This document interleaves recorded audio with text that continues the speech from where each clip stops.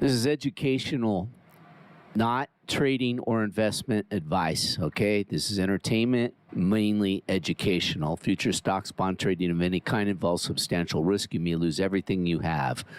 Before trading or investments, do your own due diligence. This is not a recommendation to go out and trade with your money, okay?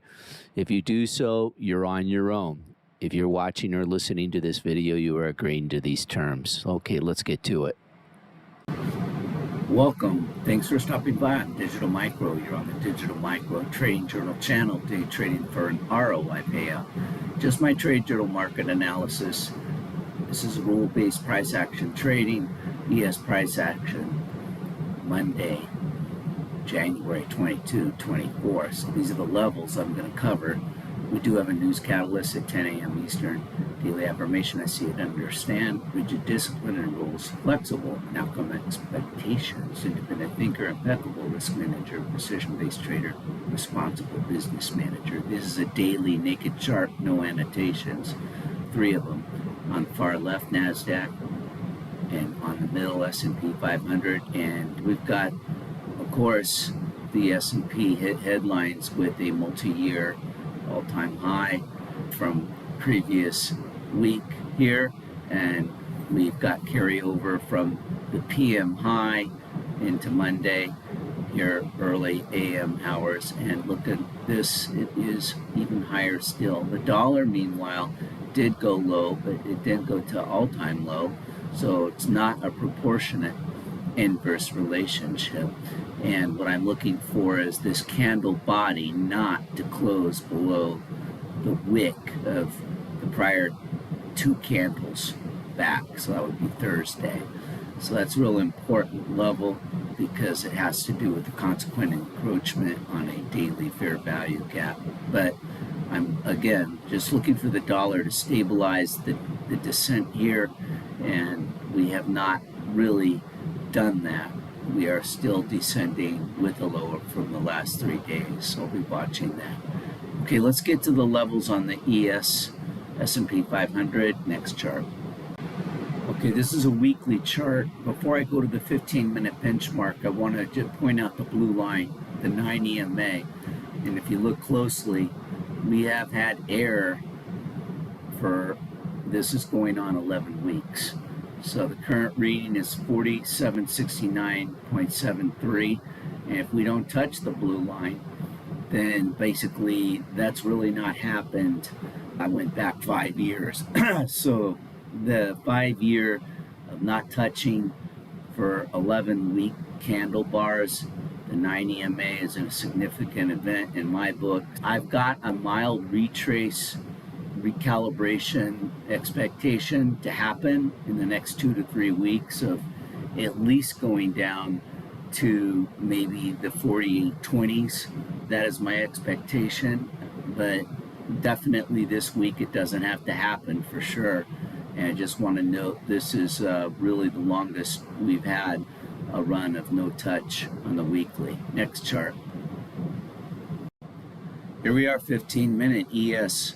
This is the benchmark chart, 15 minutes. So I've got a 15-minute fair value gap that was created back here in Asia. You see the Asia high up here, 87.50. After the London silver bullet level, we came back, just retested this a bit above, and did some buy-side liquidity probing, and we'll see. This is not a very big range, obviously, with Globex. So PM prior day, Friday, was a massive expansion.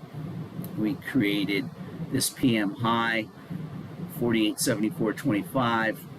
Monday opens, new week open gap, high 72.50, 48.7250. New week open gap low, 48.69.75. That's how we close the session for PM Friday. So this is the gap. That's an important level. So that gives you some perspective. Now, what's below this? This is a 4-hour fair value gap that was created. The PM low prior day, 48.56. Consequent encroachment, 48.50. To me, that's a very important level, 48.50. Not sure we go back and retrace to that on a Monday, but I'm just saying for this week, 48.50 is on my map.